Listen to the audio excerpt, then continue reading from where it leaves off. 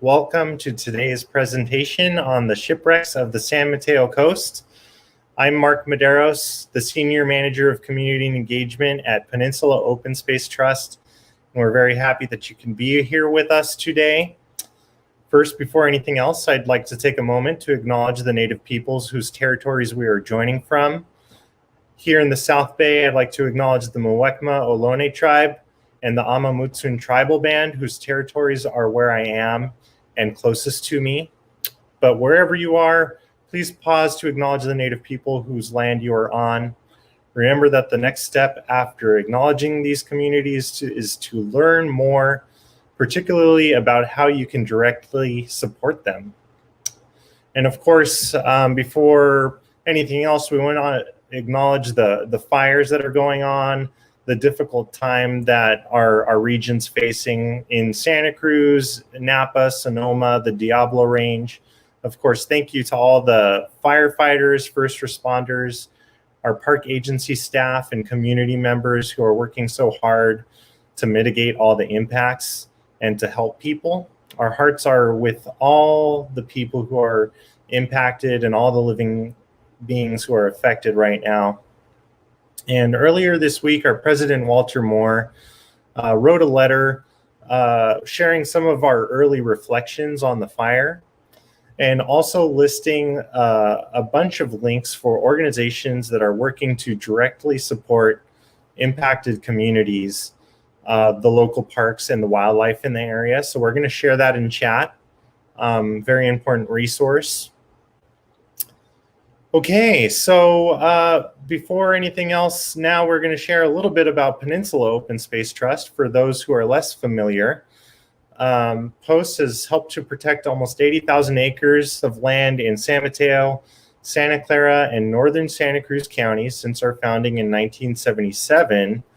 And today's program will focus on the San Mateo Coast, an area where POST has completed a huge amount of work over our history. And in fact, in the early 2000s, under the direction of our former president, Audrey Rust, we embarked on a $200 million fundraising campaign called Saving the Endangered Coast, through which we've protected many of the coastal lands you see on this map, including areas near Andy Nuevo State Park and Pigeon Point, which will be the focus of today's presentation. Of course, this work is possible thanks to thousands of people and also institutions who are part of POST donor community. So we want to say thank you again to all of you. We know many of you are watching today and listening. It's absolutely because of you that this work is possible. Next, we want to acknowledge our co-host for the program, California State Parks. California State Parks provides for the health, inspiration, and education of the people of California by helping to preserve the state's extraordinary biological diversity, protecting its most valued natural and cultural resources, and creating opportunities for high-quality outdoor recreation. You could visit their website at parks.ca.gov. And of course, our state parks are severely impacted with the fires. We also wanted to mention that other organizations you can support right now are the Friends of Santa Cruz State Parks, as well as the California State Parks Foundation, both of which will obviously be involved in recovery efforts after these fires. And joining us today on this program is a very amazing State Parks staff member, Mark Hylkema, who some of you will remember from the Indigenous History webinars we hosted earlier this summer. Mark holds a Master's of Anthropology from San Jose State University. He worked as an archaeologist with the California Department of Transportation for 12 years prior to his current role as an archaeologist and tribal liaison for the Santa Cruz District of California State Parks. Mark has led a variety of investigations throughout the peninsula and South Bay, including many areas protected by Peninsula Open Space Trust and our partners. So with that, we'd like to welcome Mark Hylkema to the program. How are you doing, Mark? I'm recovering from a pretty hectic week, and which hasn't stopped yet, but I'm very happy to be here. It takes my mind off of other things. Oh, well, thank you so much, Mark. You know, a bunch of our staff asked all week whether we were going to actually host you today and whether we should cancel. And I know we talked about that, and we're just so grateful that you've decided to take a break and do this with us. I know all of our audience is really grateful to you for doing this, and also for other reasons too. I'm going to embarrass you right now with we're going to share this image of a Mercury News article that came out just yesterday, focusing on your work and the work of the state parks team to save all sorts of cultural, historical, archaeological resources from all the California state parks in the Santa Cruz Mountains.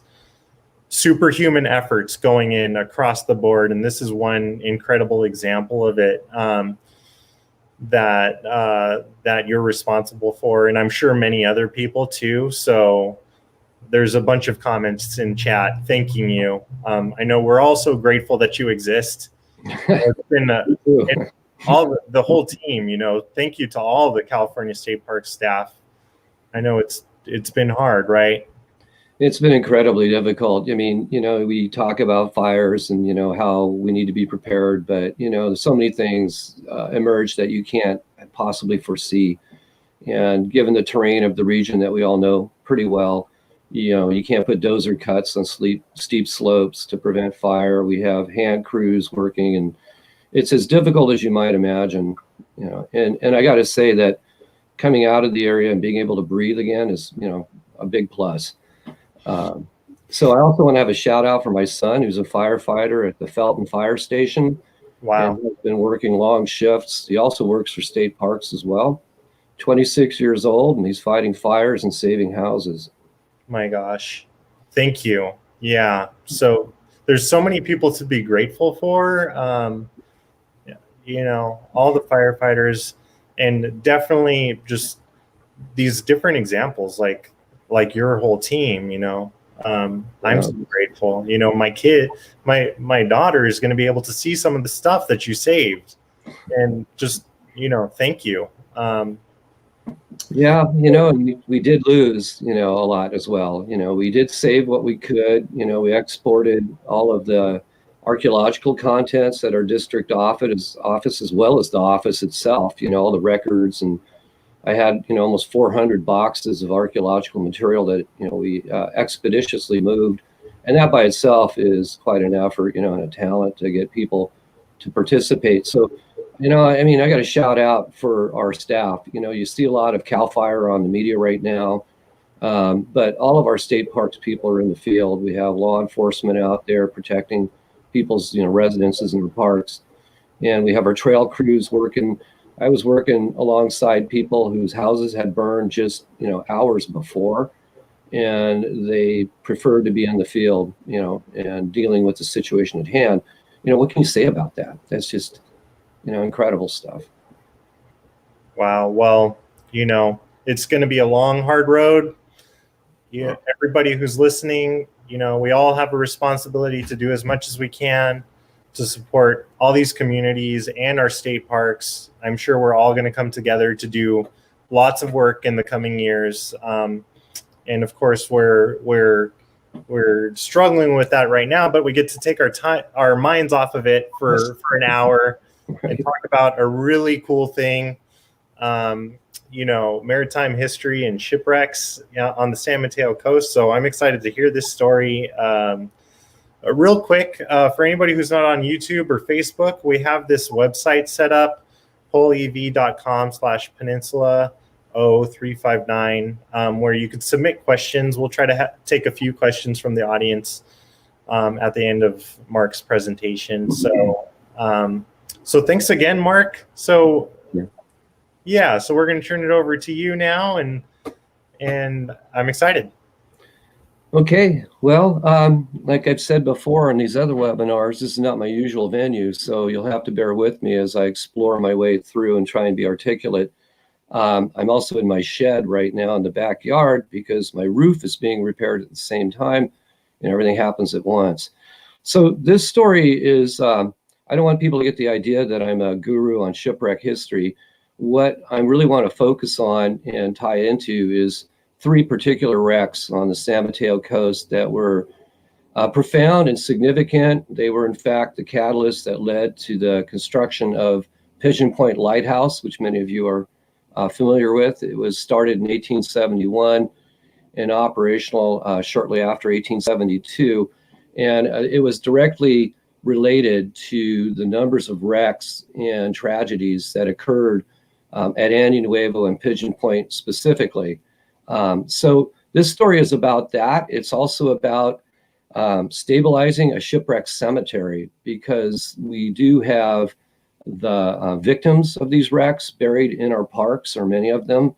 And so my exposure to this project is through the stabilization of a cemetery, in particular at Franklin Point and within Andy Nuevo State Park. So I'm using that shipwreck in our stabilization of the cemetery as the catalyst for this presentation. So I've titled it Perils of a Leeward Shore because I've always been kind of an aficionado of square-rigged ships, and maybe it's my Dutch heritage, but I've learned a lot about sailing ships, but I don't want to come across as some kind of expert on them. But I do want to relate this experience. So Perils of a Leeward Shore, and I'll talk about what that means, a leeward shore. It was a position of sailing for these square-rigged ships that was of great consternation when you had a certain direction of wind with a fixed shoreline and maybe an inability to rotate your ship in time to avoid disaster. And so it was basically it's a formula of shipwreck. And so I'll talk a little bit about that. All right, let's go. Next slide. So the geography of this discussion includes four primary points of land that stick out on the coast in San Mateo County: Point Andy Nuevo, Franklin Point, which is the focus of this discussion, Pigeon Point, and Bolsa Point. All of these together have in the past been called Punta del Año Nuevo, and were familiar landmarks to mariners for many, many years. Next slide. Since the beginning of maritime traffic on the coast here, there have been encounters with both the shoreline and the indigenous people that were here before. One of the earlier mariners out here was Juan Rodriguez Cabrillo, who sailed up the coast in 1542. And you have to recall, that's just 20 years after Cortez conquers Tenochtitlan, or Mexico City, from the Aztecs. So it was fairly rapidly thereafter that the conquerors expanded westward, stumbled into the Pacific Ocean, basically, and began exploring from that point and creating new routes to Asia. And of course, many of those expeditions found that the prevailing winds and such were suitable for sending ships back from the Orient across the Pacific to the Americas. And one of the first landfalls that these ships would make was the western coast of California and Oregon. And so these mariners would navigate, once they've survived that voyage, southward to the ports of Acapulco and so forth, and San Blas, to unload cargo and transport it overland. So exploration of the coast became fundamentally important for Imperial Spain. So Cabrillo was one of those early explorers. He sailed past Santa Barbara. He gets off the boat to raise the flag amongst hundreds and hundreds of Chumash Indians on the islands of Santa Barbara, slips, breaks his arm, and that will kill him on the voyage later as it becomes gangrenous. But as they sail past the bay below us here, called Monterey, at the time he named it Bahía de los Pinos, or the Bay of the Pine Trees, and commented on hearing all of the barking of the sea lions. So he named Point Lobos, the point of the wolves or sea lions, right after that, and sailed past that and continued up to Puget Sound, where he does die, and then reports, the ship sails back and reports on his findings. After that, there were quite a number of annual ships that would sail from China and make, offshore, make sightings of the California coast.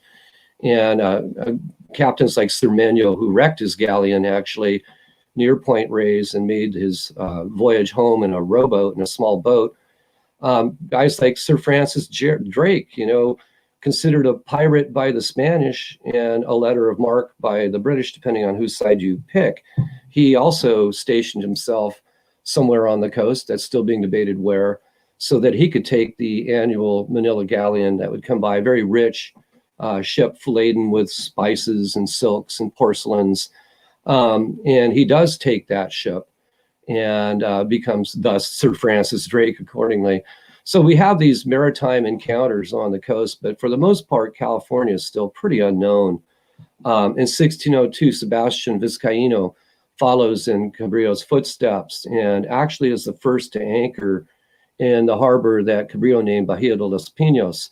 And he renames it Monterey in recognition of the Viceroy of Mexico, which you have to admit is a very PC thing to do for a military commander, to name a harbor after the king's right-hand man. And so as he's stationed at Monterey in Christmas of 1601, he is greeted by the native people, the Rumsen Ohlone people there, who feed him, and he remarks on the kind nature of the native people there. He continues his voyage northward and names places like Andy Nuevo, New Year's Point, and so forth. And yet, despite all the accounts these mariners have, and Vizcaíno in particular, he says Monterey is a fabulous harbor, big enough to hold the imperial fleet of Spain.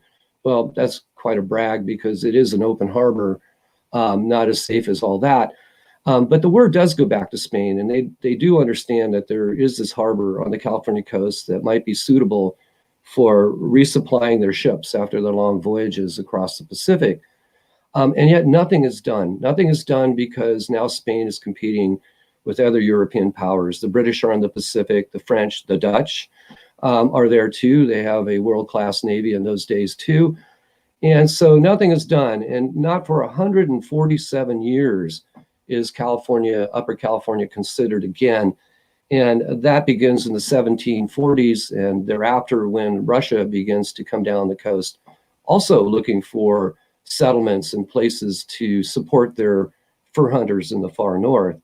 So with that, in the year 1769, Spain sends Don Gaspar de Portola and his expedition up the coast to find the harbor of Monterey.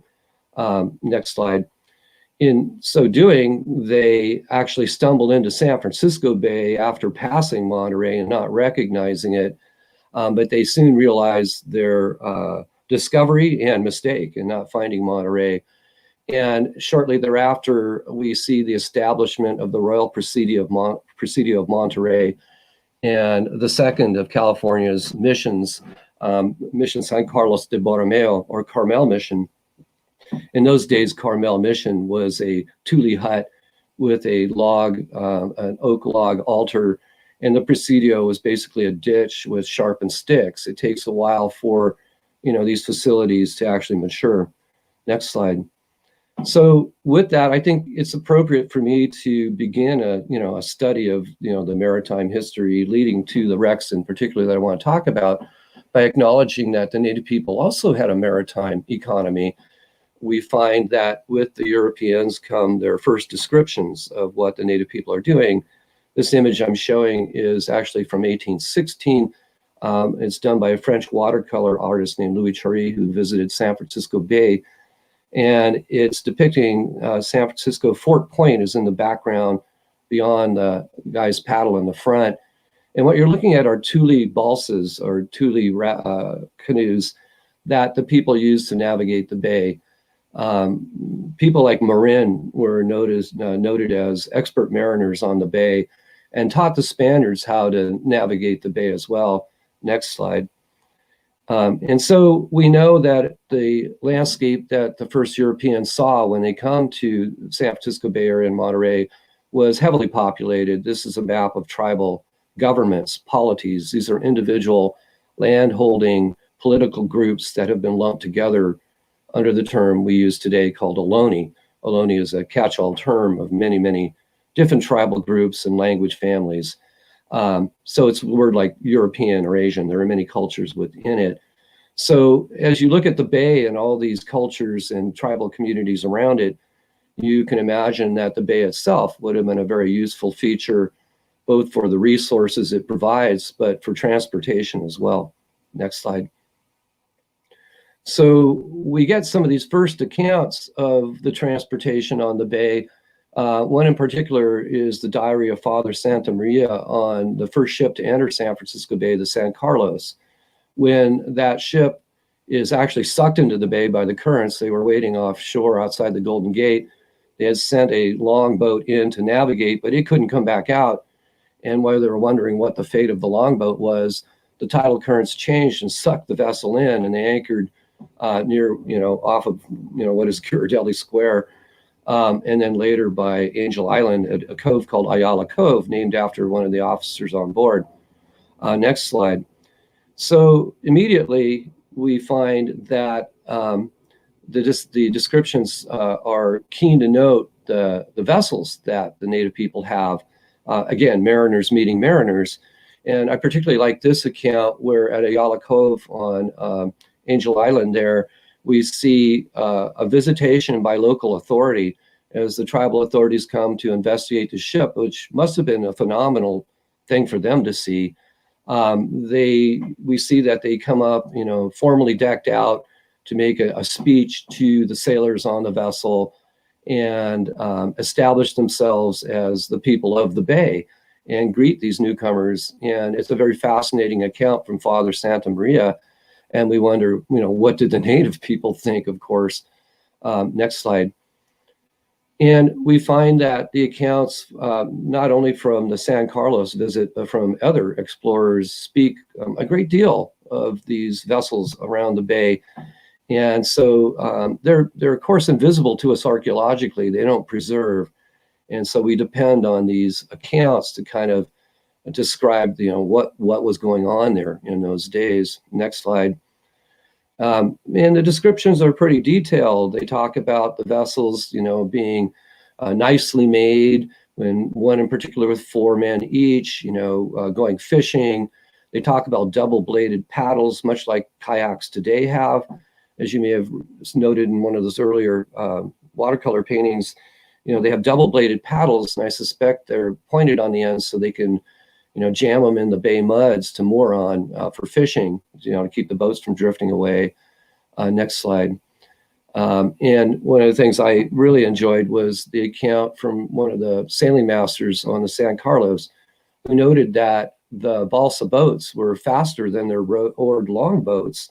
That's kind of cool because, of course, you're dealing with the technology, the high technology of the maritime of Spain in the day.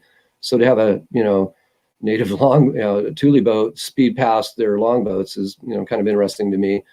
And we get descriptions of these boats, and I'm kind of harping on this right now because I'm trying to write about them because I think they have significant ramifications for the Bay Area's culture economy. Next slide. Again, discussions about them, even with stone anchors. We read that they had stone anchors. These are stone balls that were captured in nets and thrown overboard. Next slide.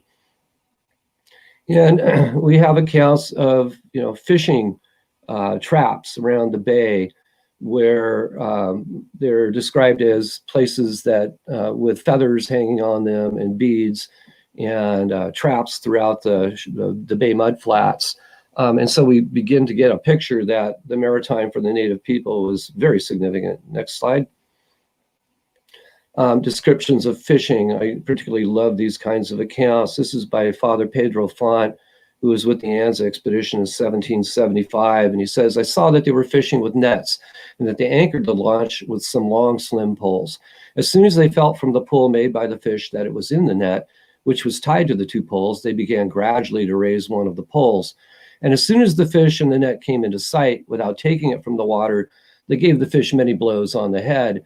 A lot of the fish that they were gathering were sturgeon of pretty good size too. And the Spanish had not encountered those fish before and spoke very highly of the quality of the food. And the native people are offering them as gifts. Next slide. We have very few accounts of Thule balsas going out to sea. They're not really seagoing vessels. I built one with a bunch of friends in 1979. 5 of us sailed it through San Francisco Bay and survived, 5 hippies in a boat. It was pretty colorful. So I have a good sense of what these vessels could handle and what they could not. But we do get this very intriguing account from Governor Fages in 1775 from Monterey. He says the Indians at Andy Nuevo are very clever at going out to fish, embarked on rafts of reeds, and they succeed in good weather in getting provisions from the sea. That's pretty profound because going out to sea in a tule balsa boat is a risk. Next slide. So with the Spanish occupation of coastal California, it's interesting to note that Spanish authorities discouraged the use of California's ports. They did not want foreign powers coming into the ports here. And they actually prohibited vessels being made at the missions to be used in the bay. They were concerned that these outposts were too far removed for defense. And so they obviously did not want foreign powers coming in and taking over. And so there was a prohibition on vessels in the bays. Next slide.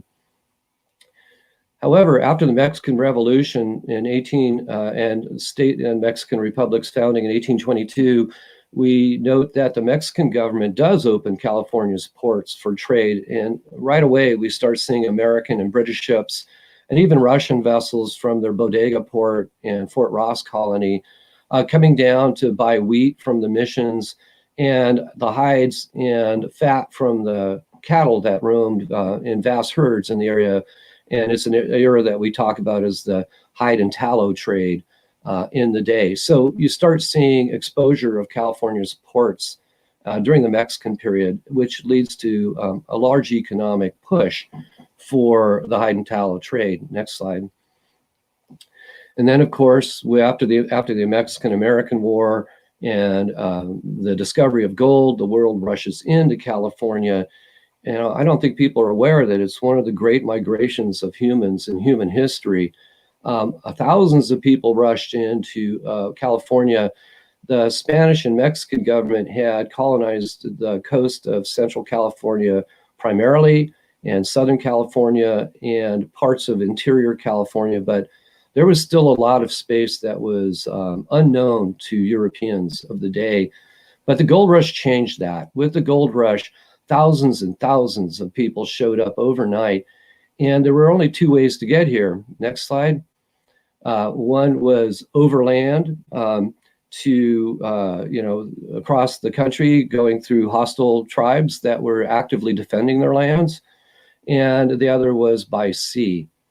When the incoming people came, from all over the world, actually, they soon seized all the ranches and Mexican land holdings. And there was no law really to protect anything at the time. Next slide. And with the expansion into the gold fields and further into the more remote hinterlands, I have to throw this in, that's when the great genocide for Native Californians begins, as people began to slaughter them legally and were actually financed to do that. That was something I discussed in a previous webinar with Post. Next slide. So California's annexed 1850. People are sailing in. San Francisco becomes a very, very busy port. Next slide. And as I mentioned, the only ways to get here was by land or sea. In the day, as people were draining the East Coast to head for the gold fields and seek their fortunes, they would sail into the Caribbean and then to Panama. And in those days, the canal didn't exist. So they had to disembark in Panama and walk through the fetid swamps and malaria-laden jungles to get to the Pacific side and try and book passage to San Francisco. Well, competition for limited ships was pretty great. And so you read a lot of trauma about those camps in the swamps there in Panama. We do see dysentery break out, and as I mentioned, malaria, great deal of disease. So a lot of casualty involved. But for those who could book passage and head up to San Francisco, that too was a harrowing voyage. Next slide. So the variety of ships that we see at play in those days include quite a number of types. Sailing ships in the day served multiple functions. And so we see quite a diversity of styles, how they're built, the width of the beam in the ship, its length, how it lays in the water, how it'll store cargo, how it'll, shoulder the waves. All of those are geometric formulas and how to sail a square rig ship. And I'll touch on that a little more in the lecture. But much like our vehicles on our roads, you have freight trucks, you have pickup trucks, you've got SUVs, you got small family cars, and in many ways, so was the sailing world of the day. Next slide. Again, varieties of vessels that were at work on the coast. You have what are called fore and aft rigged ships like schooners. Then you have square rigged vessels, where they have yard arms and sails, that are perpendicular to the length of the vessels. Varieties of ships, and where they put the masts on board the ship affects its sailing qualities. Some, again, were meant to haul cargoes of great weight, others passengers, and so forth. Next slide. The dynamics of sailing ships, and here's where I get into shallow water, is interesting to me because sailing ships shoot forward because of the downward pressure on the hull. It's like if you're in a pool and you try and push a beach ball underwater, you struggle with that because the thing wants to rise. There's a force that wants to make it buoyant. And so too are ships' hulls. When you push down on them, they want to rise. And that friction that develops from that downward thrust and upward response is what propels it forward. Next slide. So in this picture, I want people to kind of get an idea, when you look at the Golden Gate and how narrow that thing is, and you picture these ships sailing across the vast Pacific Ocean, trying to make landfall, navigating, with sun, stars, and the horizon line and compass. It's a very dangerous undertaking. You've got the Farallon Islands offshore. By the time of the gold rush, shortly thereafter, there was a light station built on the Farallon Islands, and there's lots of very colorful stories about light keepers there and wars over the eggs, because now the bird eggs were very precious to all the miners that were now crowding San Francisco's waterfront. There were wars fought over those eggs. Everything is pretty colorful in those days. Next slide. I wanted to show this because look at the date, 1856. That's only 6 years after statehood. And that picture was once a sleepy beach town called Yerba Buena, or Good Herb. And so when you look at this, look deep into this picture, you're looking at all these brick buildings, each with windows and, plumbing and appliances and streets and the paint that goes in, the shutters, the furniture, the wallpaper, all those details, all of that material that builds this is coming in by sea. So San Francisco Bay was a very, very crowded shipping port. Next slide. And also, it wasn't just the gold rush, fueling this maritime industry on our coast. We were also logging a great deal out here, and a lot of wood became very essential for shoring up mines, for railroad construction, for buildings. San Francisco was built out of old growth timber after bricks were unavailable, and then that timber would burn up, and then alternately it'd be brick again.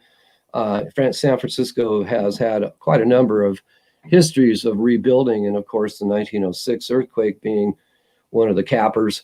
But there's other industries on the coast too. There's agriculture developing, there's dairy that needs to have products taken to market, and so the ships were being used for that as well. This is a lumber schooner that you can see in the lower picture. It was outfitted specifically to move timber up and down the coast. Next slide.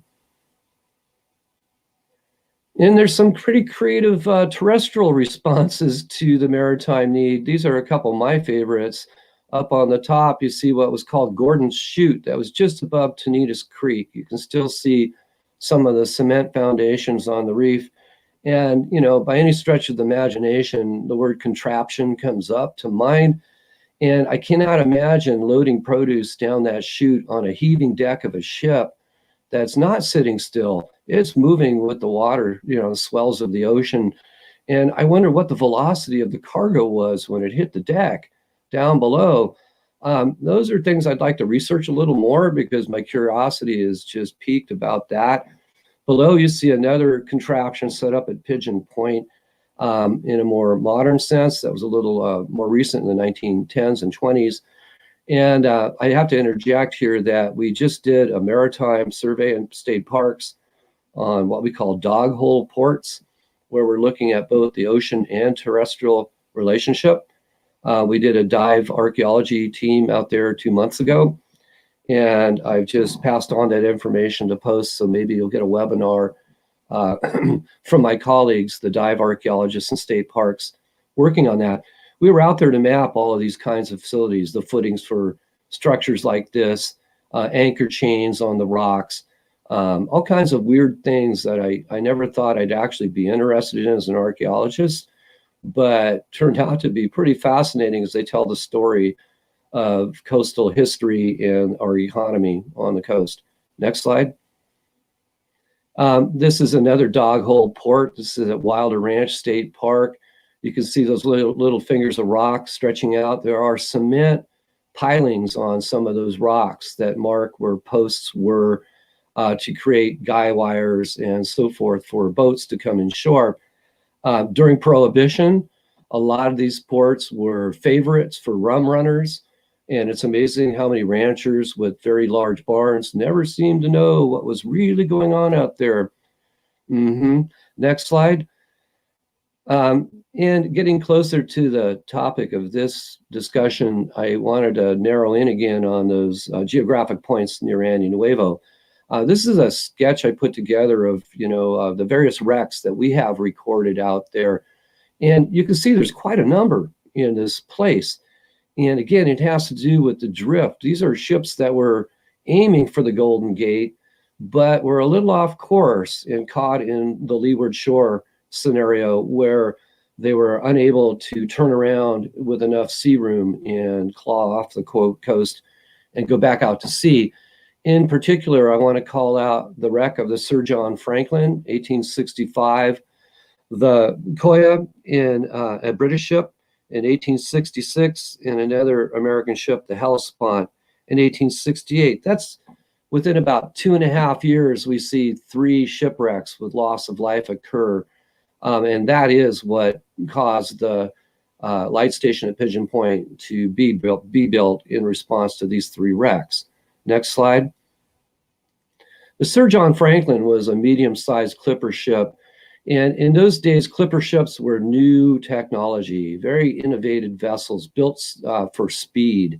They were being built in England and on the East Coast and the eastern seaboard of the United States, and soon began breaking transoceanic speed records.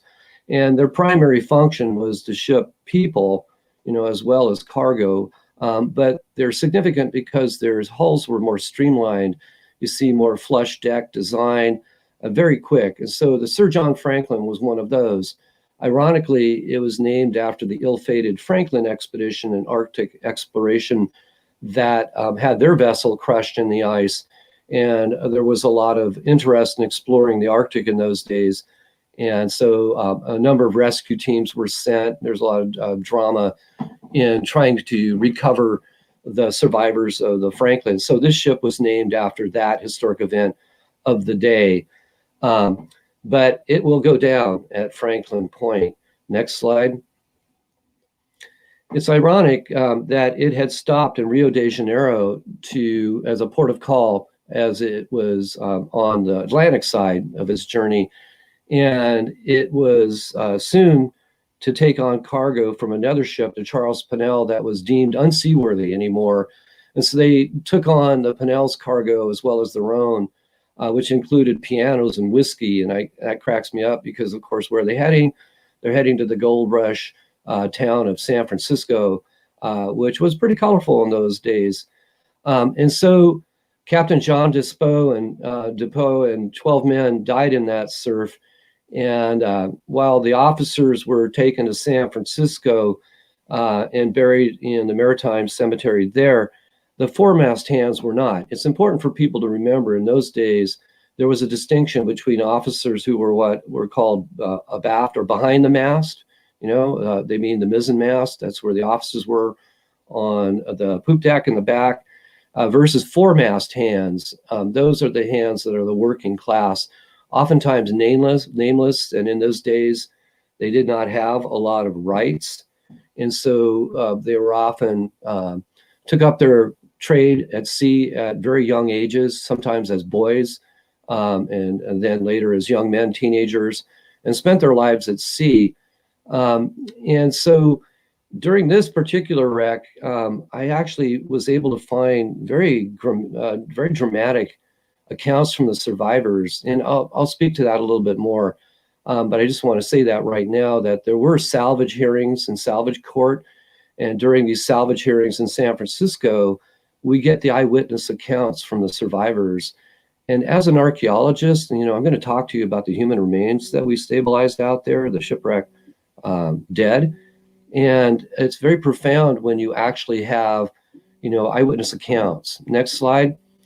So shortly thereafter, we have several other wrecks, but this is sort of a very poignant statement. There was a monument out at Franklin Point dedicated to a young sailor named Edward Church, who was 16 at the time. And when his mother heard about the loss of her son, she was so bereaved that she dedicated this monument called a cenotaph for maritime monuments. And it stood prominently out at Franklin Point until the 1960s, when it was finally stolen. Next slide. So within just a very short time, another ship, the Koya, was a British collier sailing from Australia with coal, also is caught on a leeward shore and wrecks. And Captain Page and 26 of the 30 people on board die. I want to read very briefly this account from one of the survivors. So bear with me while I read this, okay? And it is somewhat long. And this is an eyewitness account, and it goes this way.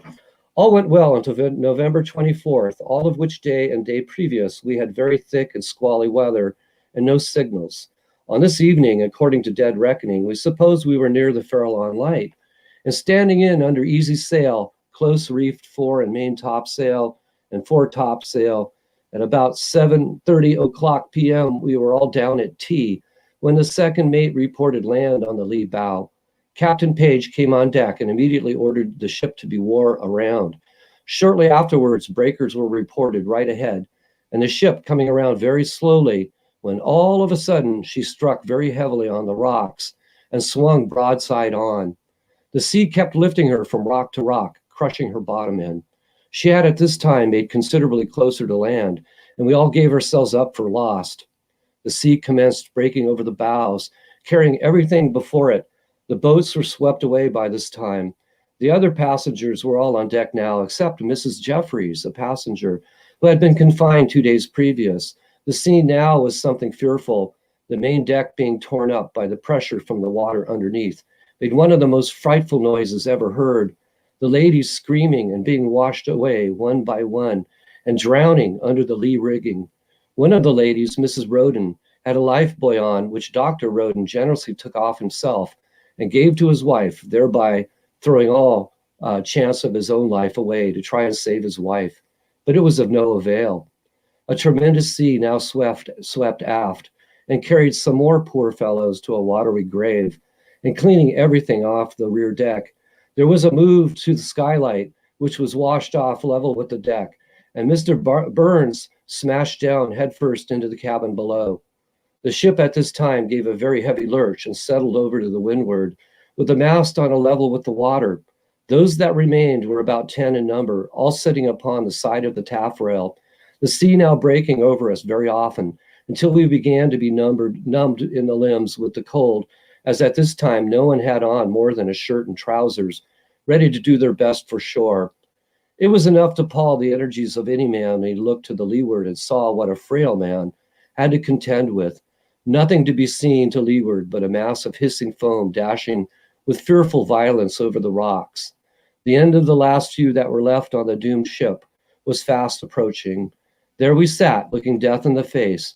Some were making prayers to the Almighty to assist them, while others sat in mute despair, but not a cry of anguish or a word was to be heard. even when the ship commenced crashing up from forward and coming aft to set us all adrift on the waves. We did not think that one would be left to tell the sorrowful tale. All of us are now tossing about on the wild waves. I could count 5 struggling in an eddy that was whirling around and around, grasping at anything that comes in their way. One man catching hold of another to save himself, and both going down. It was all for self now, but out of the whole company, only 3 were to be saved. You know, I have accounts for all 3 wrecks. And as an archaeologist, that is very difficult to reconcile because, as I will show you, we worked with the remains of these people. Next slide. The Helispot wrecks shortly thereafter. Another collier, it was carrying coal and various other supplies. So it wrecks. And in this description, I won't read this, but Captain Sewell's wife was on board with their infant daughter, and he could see his wife sliding down the deck as it canted over. He threw her a lifeline, but she couldn't reach it. And he watched her and his infant daughter drown right in front of him. He too bobs up later with a gash in his neck and talks to some sailors and then goes under and is never seen again. Next slide. This idea of sailing is difficult to convey. You know, each captain knew how his ship was loaded, you know, the characteristic and behavior of his vessel. And when you sail in a square rig ship, they don't go straight, they go diagonal, they go at different angles. And so you have to set the sail to kind of counteract things like the angle of the wind force, how much sail to put up, the way your cargo is loaded and how the ship, you know, settles. And then you have to put all this in. Where's your navigation? You have to navigate from the stars and the sun. You know, it's a complex mathematical formula and how to order your ship to sail to a given point that you want to reach.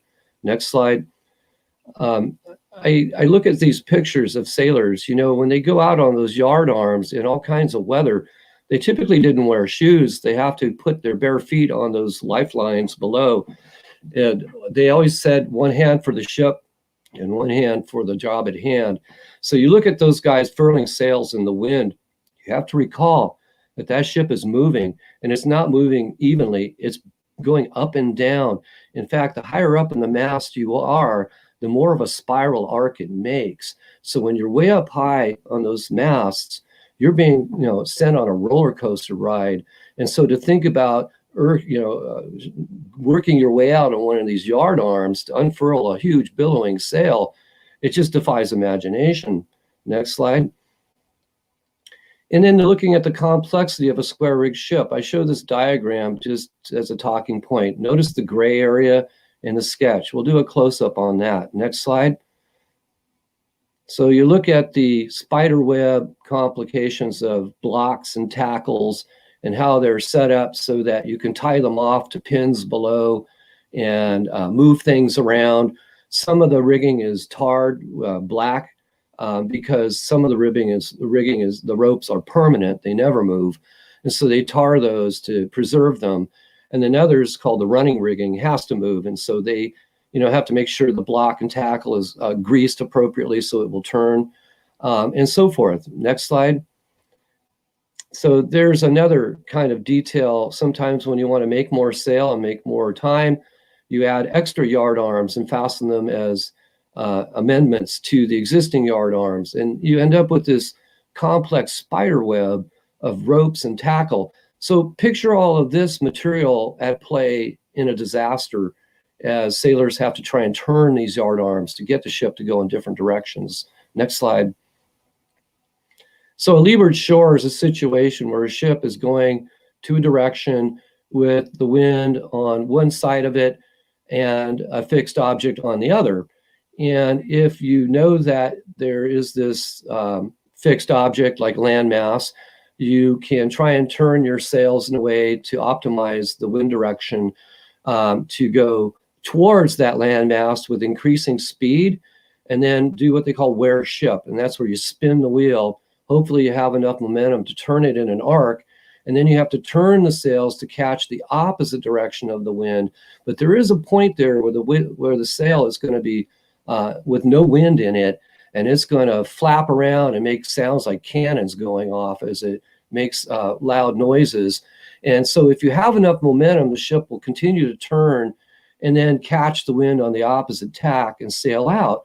But if you don't have enough momentum, you're going to be broadside to the wind and thus the waves too, and not have any speed to move your vessel out of harm's way. And that's a leeward shore. And, you know, in those situations, that formula can take time to play out. In other words, mariners can know that their fate is at hand until it finally does wreck. Next slide. So wearing ship is just that, trying to come into the wind from an opposite tack. And as I mentioned, there is a point where there will be no wind in your sails, and that is a great risk. We also know that when the ships were fixed on the rocks, there was a great effort to take axes and chop away some of the permanent ropes that hold the mast together. Because if the ship is stuck in a single spot, those masts are like wrenches. They're going to start torquing the vessel apart. That is what happened to the first wreck, the Sir John Franklin. They talk about it splitting down the middle like a reed and exploding because of the tension. You know, it's very dramatic stuff to try and imagine. And then also picture this. Now you're in the sea with all those heavy beams floating around too. People are getting hit by all that cargo while they're in the water. Next slide. So various techniques for sailing. This is a ship doing what's called box hauling. That's where you use the wind to kind of turn you around. Great when you're in a harbor and everything's quiet. Not so good when you're out at sea. Next slide. And that's the result when you don't coordinate these things well. Next slide. So Pigeon Point Lighthouse was built as a way to save mariners' lives. The fog signal building, we just restored that recently. Our interpretive department did that. Next slide.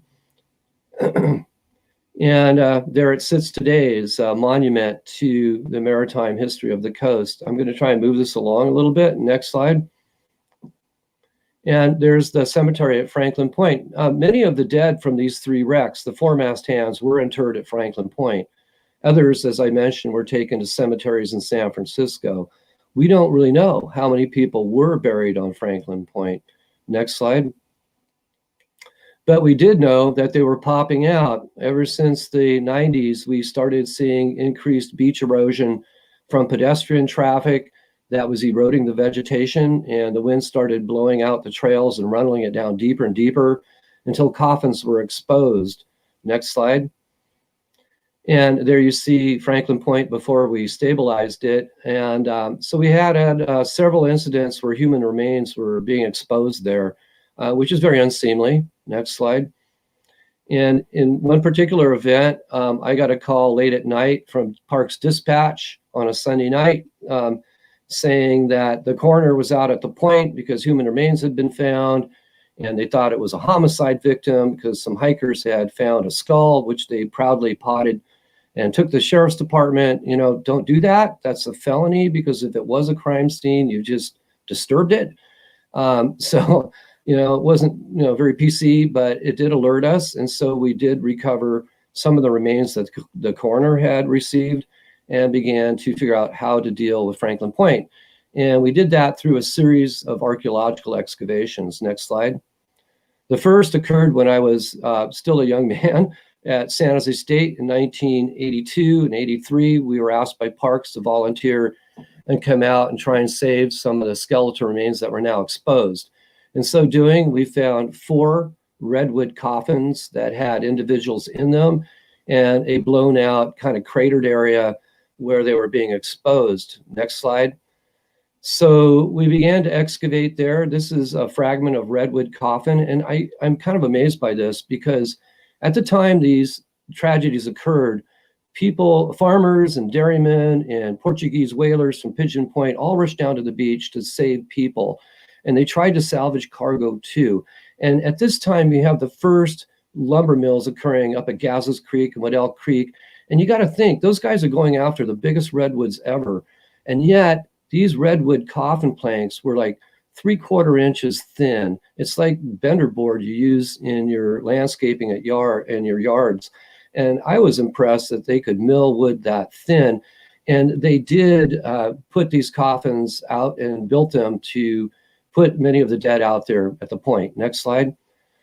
Some of the coffins were profiled in the eroded profile sand dune where the hikers had gone through, and the consistency of the redwoods was like wet cardboard. It was very difficult to excavate. Also have to emphasize extremely windy out here. Very hard to maintain the integrity of your excavation. Next slide. We also found lots of coffin fragments, pieces of metal strips, square small nails that were used to tack them together because these coffins had decayed and were eroded and exposed. Next slide.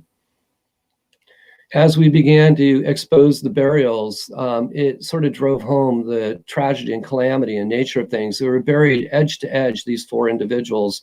These are the Franklin shipwreck burials. And we thought we had recovered them because we had yet to do the history on the wreck. And we thought, well, that'll take care of that. We know there were 3 buried out here, and then we found 4. Next slide. Of particular interest was this individual. If you'll notice, any of you have any osteological background, you'll notice that this person's buried face down. Years later, we were able to do studies of teeth enamel. All of our teeth retain elements that reflect our homeland waters and where we were raised, the hemisphere we were raised in. And we were able to do that laser ablation kind of study with the victims here. And we were able to identify this burial as African. It was an African woman. What was her story? She must have been leaving for a better life, one would think, but didn't make it. So here's somebody that's not listed on any records, but perished and was buried shoulder to shoulder with the sailors, but face down. So there's obviously some story that we have yet to ferret out here. I did look at stories of plantation graves in the South to see what that might portend. I don't have a lot of time to talk about that right now since I want to just cover the subject, but I have been doing investigations on the significance of that. It is not unknown elsewhere, even in Africa. But let's move on. Next slide. So here's the cemetery before we stabilized it and what the hiking trails looked like. Next slide. A coffin in the corner. By the 1990s, additional burials were coming out. So we soon learned that it wasn't just the Franklin out there. We did not know about the Koya and Helispot and their dead being here as well. Next slide. But we soon became aware as more burials began to be exposed because of the wind, deflation of the sand. Next slide. And you can see we're beginning to expose these individuals. We have to do this because there was no way to stabilize this yet at that time. We could not have people potting out the dead. It's unethical and illegal. Next slide. And so you can see the condition of the bones was pretty good for the 1860s. In places where the bone touched the redwood, it had dissolved a little bit because the redwood was acidic. We found very little fabric. We found sailcloth with them. As we read from the accounts, most of the people had stripped themselves to make a better shot for making it to shore. So there were very few artifacts associated here. Next slide. In this particular scene with those individuals, we did find a metal grommet and a pocket knife and some buttons. Next slide. There's the pocket knife, and it was out. It shows that the blade was open.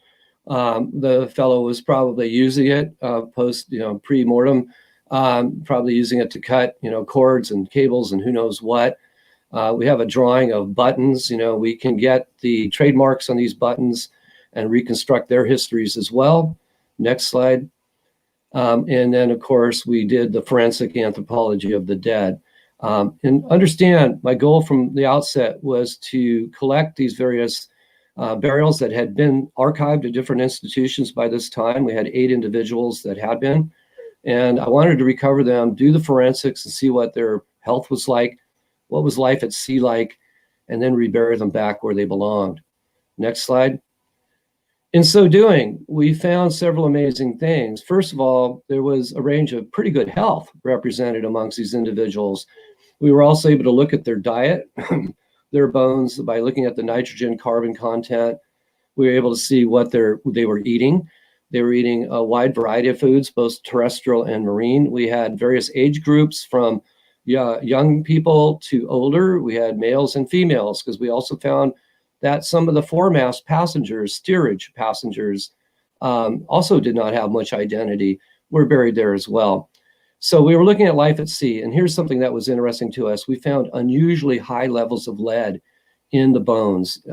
These guys had been consuming foods that had been stored on board that had been in tin cans. In those days, cans were new, and the ability to provision ships was important, but nobody knew that the lead solder being used was toxic. And so we found these people had extremely high levels of lead in their bone. Next slide. So looking at life at sea, we saw a lot of torsion stress in the bones, where certain ligaments attached to the bones showed bone growth to meet some of the work involved. You see that guy on deck standing free there. You know, picture that deck is going up and down and sideways. You know, these guys are pretty remarkable. So their bones do reflect, you know, their history at sea and their health. Next slide. So the wrecks. Now the goal, when I first got hired by Parks, they said, we've got these burials coming out. I said, yeah, I know about those guys. And they said, fix it. Well, what are you going to do about that? Next slide. The point I figured was the first order of business was to map it. And so we used the total station, mapped the point of land where the burials had been coming out, and began our approach to stabilizing it. Next slide.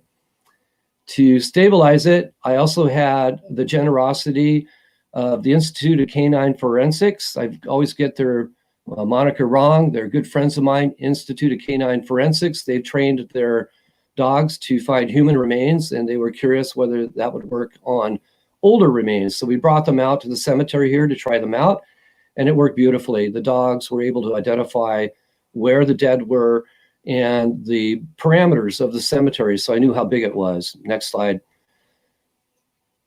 So here you see years later, actually last, what was it? A few months back, I brought them back for more training, and they were able to hit right on the spot where we reburied the dead after we were done. So they confirmed the cemetery both before and after. That's pretty remarkable. Next slide. So here you see our star. This one is Molly, a border collie outfitted with a GPS unit, so we can map exactly where the dogs went. Very colorful stuff, highly trained dogs, and a pleasure to work with. Next slide. So the next step was to stabilize the site. I hired a contractor. Our goal was to reinter the dead back in the site and build a boardwalk and platforms to stabilize them in place to keep the public from randomly roaming and creating new erosional issues. Well, the only way to get to the beach is from Gazelles Creek, which is far south of here. It's at the top of your picture. So they staged there and rolled down the beach. That means they had to deflate their truck tires to get down there and reinflate them when they came back. Next slide. So we began to work the beach. Our natural resource ecologists also worked with us to make sure that we retained the native plants. We didn't care much for the ice plant, but we kept the native plants for replanting. Next slide. And began the reinterment process. Next slide. I was able to get some farm workers from a friend across the street. Next slide. And these guys were right out of Mexico and did not speak any English. And so I tried to get them to understand the gravity of what we were doing. And maybe it wasn't very politic of me, but I had my uniform on and they were helping me carry boxes. And I was saying, you know, Los Marineros Históricos, you know, my Spanish is not good at all. They didn't get it. And so I lifted the lid and a skull was looking back. And I have my Parks uniform on and their eyes kind of went buggy. And, you know, and I thought, well, that wasn't a good move. But they soon did figure out what we were doing. It kind of looked like a government cover-up or something. And then they figured it out and pitched in and were great help. They worked very hard. We did put the burials back in their boxes. We removed all the plastic and anything that doesn't preserve. I've done this before. You can rebury the archive boxes. Your whole body will fit in an archive box. And those boxes will disintegrate and keep those individuals as discrete burials. Next slide. So we did cover them with hardware cloth to keep the rodents from distributing them in the future. Next slide. And pinned all that down. Next slide. With T-posts. Next slide. And then we reburied it to begin the structural facility that we put on top. Next slide. So the next step was to build the boardwalk. It goes from nowhere to nowhere because we weren't trying to connect from point A to Z. We were building it to protect the burials. When the Coastal Commission asked me what I was doing, and I said, I'm building a roof. I'm building a roof to cover the burials. And they said, okay, that's good. So I got through that. I had to deal with the American Disabilities Act because we're not connecting to another place. So I had to get exemption again for that. Next slide. And we began building a boardwalk. Next slide. And that's what it looks like. A very beautiful thing to engineer out here. Next slide. We had warned the contractor that when winter storms come, the beach disappears and it drops 10 feet and becomes impossible to navigate. The contractor understood that, but didn't quite get there in the timing we had hoped. Next slide. And so the winter storms did come. It did take away the beach, and vandals did throw a lot of our surplus wood into the sea, which costs us money, money that I don't have a lot of. We recovered the supplies we could, and I held the contractor to it. And so we hired a helicopter from San Jose and created a landing strip, and we used a helicopter to complete our project. Very Indiana Jones. Next slide. And so with helicopter support, we were able to go in and do the work. Next slide. And go up and down the coast. You can see how storm-driven tides do take out the beach. Next slide. And so on one point, I got to ride in an open helicopter, take these pictures. Next slide, which was pretty thrilling for me until the pilot said, "Where should we land?" And I did not know how to advise him. So he picked that platform you see on the tip of the point there and set it down. Next slide. I mean, there were millimeters on each side. It was phenomenal, the accuracy this helicopter had in landing so we could get this thing done. Next slide.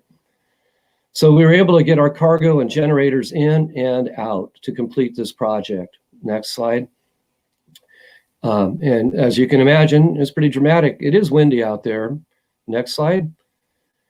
This is something I wasn't going to show because it adds new meaning to the Star Trek expression, beam me aboard.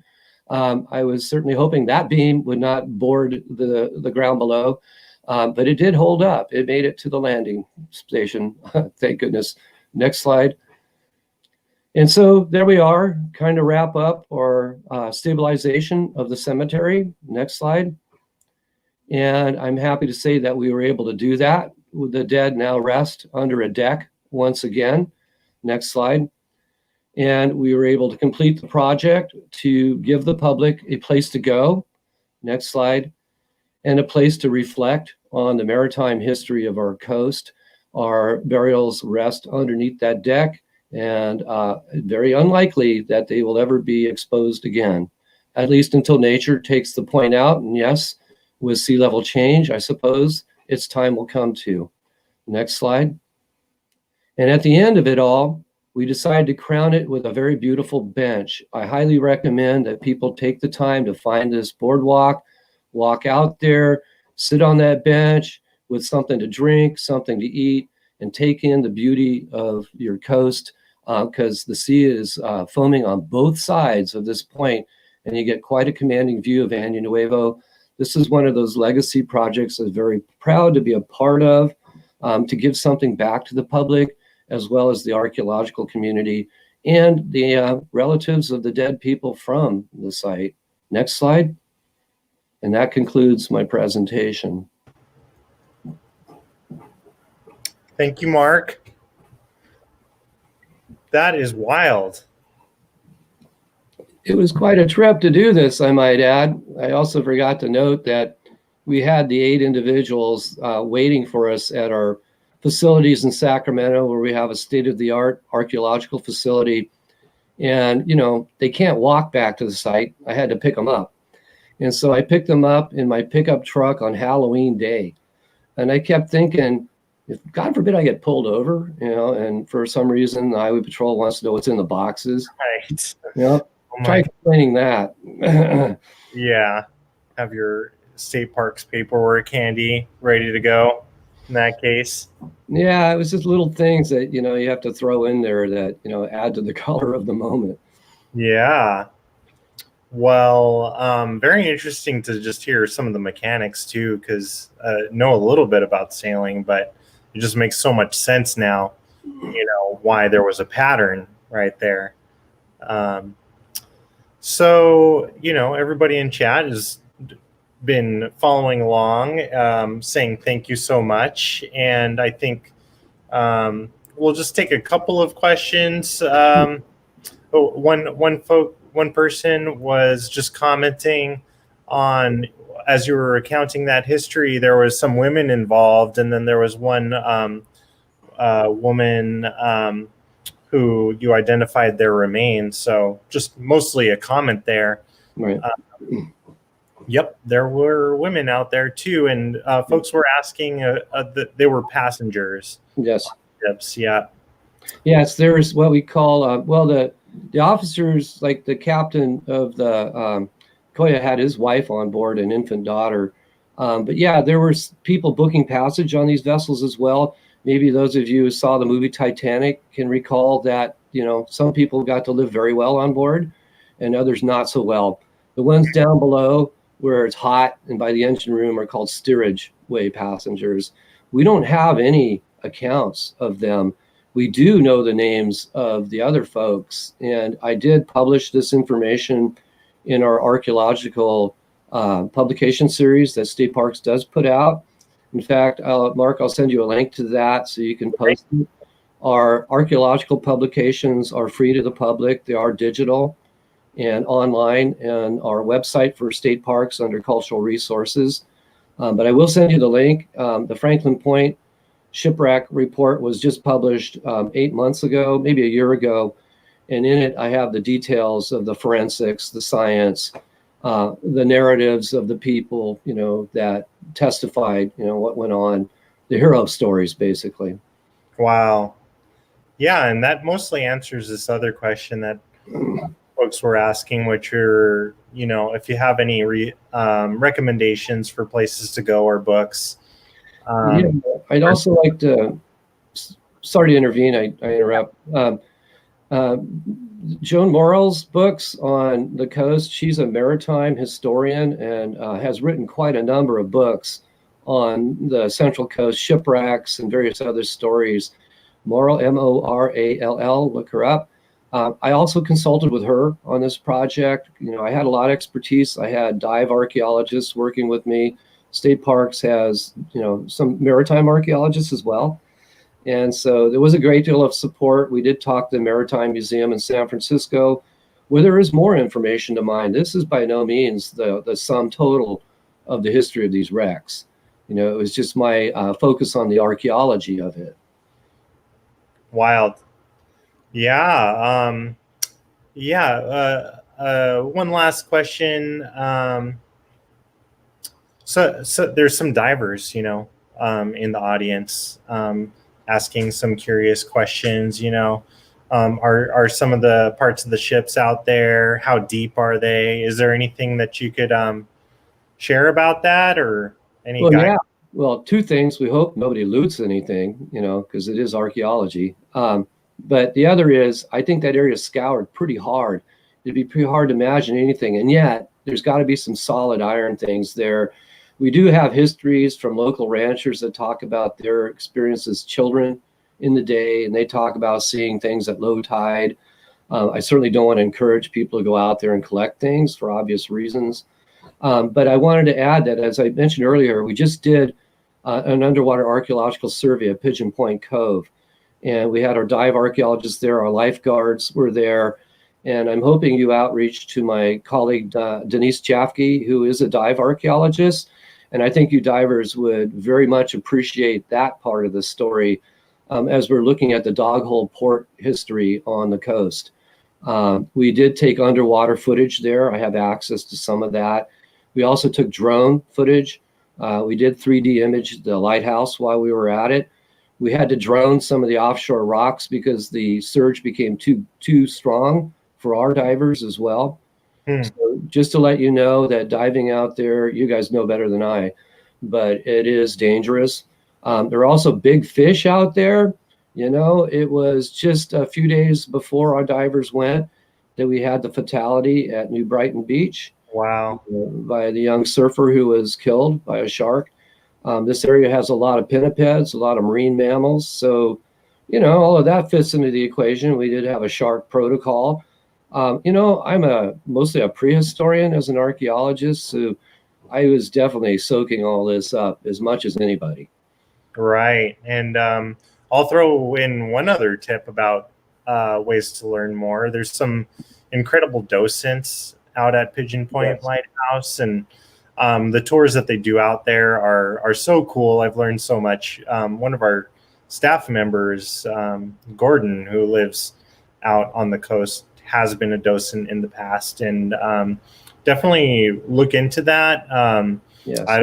I would imagine they're postponed a little bit, you know, while the fires are going on. But if you haven't been out to Pigeon Point, go out there, and I'll remind everybody, you know, the lands inland of Pigeon Point and Andy Nuevo and north of there, Post has had a very heavy involvement in protecting that entire scenic view shed and parkland too. So thanks to our donors for the help there.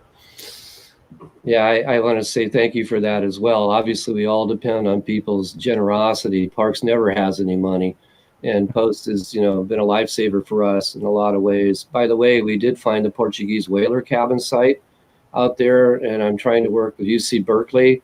They have Lori Wilkie is studying Portuguese coastal history as her specialty, so we'll be looking at doing some field work out there as well.